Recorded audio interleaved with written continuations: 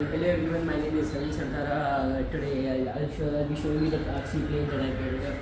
It's made from cardboard, powered by a 1000 kV BMBC motor and 2200 mAh battery. So let's get on it. Sound it.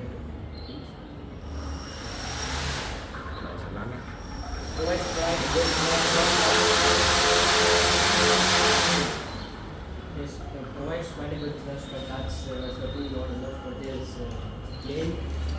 And it works by, first of all, it takes the lift by these flaps that are present over here. The plane goes forward in the airflow, creates the lift for the plane, and it can rotate in its axis by these flaps over here known as ailerons. And this is for the x-axis movement and this is for the y-axis movement. So this is the way how my plane functions.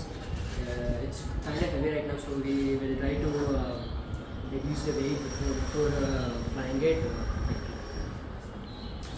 Very good.